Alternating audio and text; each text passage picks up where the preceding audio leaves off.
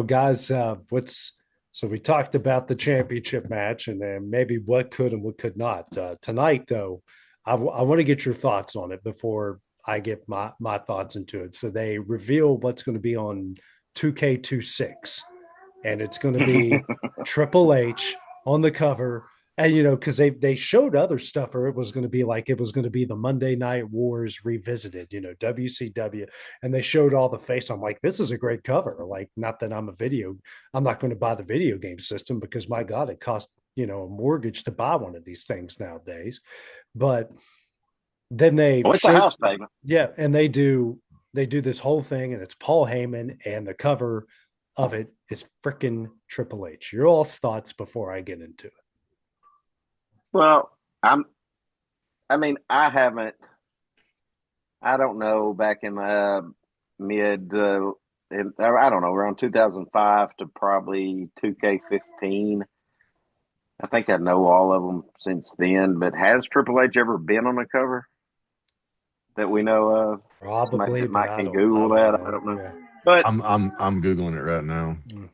but the whole thing is 30 years of Triple H. Well, who gives a shit?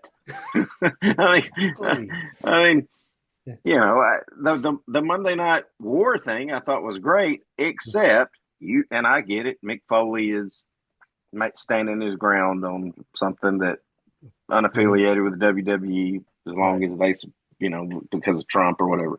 Yeah. How the fuck? Maybe it's because of AEW, but how the fuck you not have Sting on that cover? Exactly. Is it just an AEW thing? Or they're Because he's still in the Hall of Fame for you, yeah, or they're just still constantly burying him for no freaking reason. I Which, guess. that someone brought up a good point about the whole LA night, like, you losing is going to make you look better. That's what he told Sting when he Mm-hmm. beat Sting. Oh, this is going to make you look better. How does losing make anybody look better? Did you think every time a team lost a Super Bowl, you're like, oh man, that really made them look good? No, because no one No, that no one all gives that a was fuck is for after some that. reason they used Sting to get the NWO out there, and then DX beats the NWO, and Sting Yeah, wasn't affiliated with either one of them fuckers. I know, I know, He hated it. I know. That was the But again, biggest. we got off subject here. Yeah, I just you can't have the main players from the Monday Night War and on the WCW side not have Sting. right. I mean, the 83 weeks. That's when they were ahead. That's when it was the Sting Mm-hmm. story for a year and a half. Mm-hmm. That it wasn't Goldberg. No, no, I you're mean, right. Goldberg got a push, but when they were leading the ratings, it was when Yeah, when that storyline was Sting in the rafters. yeah. I got the list right here, guys. 2K started in 2014. Mm-hmm. You had The Rock. Mm-hmm. I'm just going down the list Yeah, straight in gotcha, order. The gotcha. Rock, Cena, Austin, Lesnar, Rollins, AJ Styles. 2K20 was Becky Lynch and Roman together. Then you had Rey Mysterio, John Mm. Cena. 24 was Cody Rhodes Standard Edition. And then they had a deluxe edition, which was Bianca Belair and Rhea Ripley in 2K24. And in 2K25, you had Roman Reigns Bloodline Edition. And you had a Deadman Edition with Taker. And then you had a Bloodline family, including Sami Zayn and Paul Heyman. Mm. Mm. And that's the list. So he hasn't ever Triple. been on it, but I don't know why he needs to be. Yeah. Well, that's what I know AJ's ready to rock and roll Mhm. on this one. Yeah. All I'm gonna say is I am a video guy. My son's sitting behind me playing video games right now. Yeah. Um, and it hurts me because I was a Triple H fan, and y'all know that. And now that I see more and more on the day in and day out of how he is running WWE, I'm not much of a fan. I don't think if Triple H was ever going to be on the cover, he should have been on. He should have been the first one because that Yeah. was about the time his career was over. Mm-hmm. But outside of that, when you're in the position he's in now as the chief executive officer, you don't get on a damn video game. You Right. don't deserve to be on a video game. Right. You've not done anything to be on that video game in the last 15 years. Yeah. You need to put people on there who Well, has you know somebody you didn't name? who would be probably a good time to honor him? Hulk Hogan. Yeah. Yeah, Hogan was on some of the ones when we were I don't kids. care what the political view or how it got booed at that first Raw. I mean, the man's gone, and your business ain't where it is. What for him? I believe if I Still was to this Triple H, day. I'd say, whoa, you don't put me on there until Hogan's on there. Right. Absolutely. Yeah. Yeah, I mean, so we you. could look at a lot of different ways. I don't know. I don't like it. I won't buy that edition for Mason. Yeah. I would just buy the regular 2K edition. I won't buy the King of Kings edition just because of that. I'm not going to give any extra money for it. Yeah. Right. No,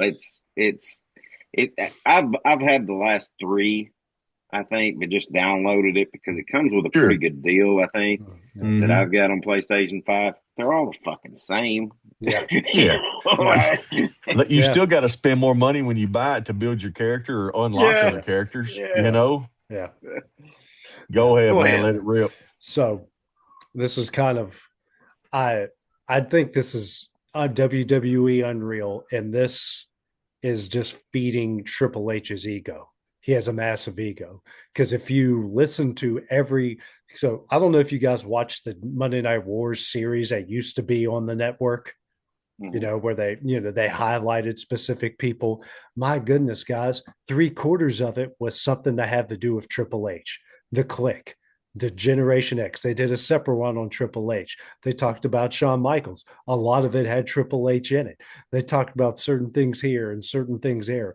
It's like if you watch that and didn't watch wrestling like we did growing up, it would make you think that Triple H is the most important character that's ever come into the history of wrestling, when in all reality, he's on the outside of the top 10. I'm not saying he's not important, but if WWE does not win the Monday Night Wars without Stone Cold Steve Austin and The Rock playing, and I will even throw Mankind, because Mankind's one time going off the Hell in the Cell in Pittsburgh is more important and more memorable than anything Triple H ever did. Playing wasn't the night that now I may be dead off here. I know it was a big momentum shift, but yes, the night finger that poke WWE, of doom. Finger poke of doom is what you're talking about, right? Well, but didn't they give away Foley winning the belt, and everybody immediately switched over to Raw? 800,000 people switched over to Raw, and that was the night they did the finger poke of doom. Yeah, Tony Schiavone, dumbass, said, "Boy, that'll put butts in seats." And by God, it got viewers too. It did, didn't it? It did. And again, and you feed into my point, like that single-handedly helped them win. It wasn't Triple H, it was Mick Foley doing that. So you have The Rock, The Undertaker, Stone Cold Steve Austin, Mick Foley. Could they have won without Triple H? Yes. Did Triple H and all of them help them win that war? Absolutely. I will not take that away from them. I mean, I used to, when I was in middle school, I had the lead, get everyone together during our stretches and pregame. And I would say, "Are you ready?" Just like Triple H, just because it was fun and it was a different way. I started it in a rivalry game that we won, not bragging or anything. We broke a 29-game win streak, not bragging or anything, not saying that's what inspired us. Just throwing that out there. That's where it started. But like, if you watch all of these WWE documentaries that they produce, you can tell his hands all over it, because he acts like, he's the one that inspired the Montreal screw job.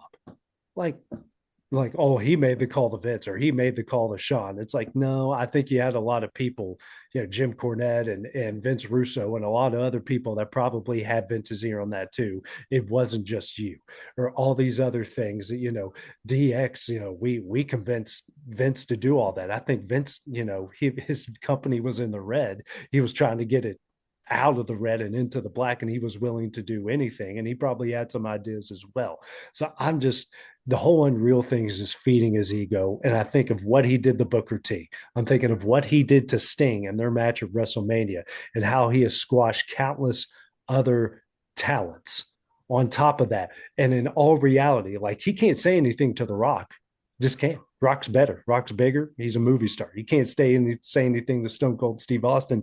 He's more popular. He's better. He can't say anything to The Undertaker. He's just better. So he has to do things like this to elevate his status. When us longtime wrestling fans who have been watching it since the 80s realize and know Triple H is on the outside of the top 10 of the most important people of wrestling. If you do the whole scheme of things, grand scheme of things in wrestling, Triple H is probably on the outside of the top 25. He's in others receiving votes when it comes to all of that. And let's just be real. If he didn't marry who he married, and what he did was actually was absolutely strategic in going after Stephanie McMahon because he knew China was only going to take him so far. And I'm not saying he's not in love with her. I'm not saying they're not happy. I'm not saying they don't have a great family, but he knew exactly what he was doing. He's a conniving, you know what, and that's where he is, and he would not be there. He would not be this important, and he would not have the opportunity to rewrite history the way he wants to do it if he wouldn't have made that move. Rant over. I'm going to take a drink and a breath.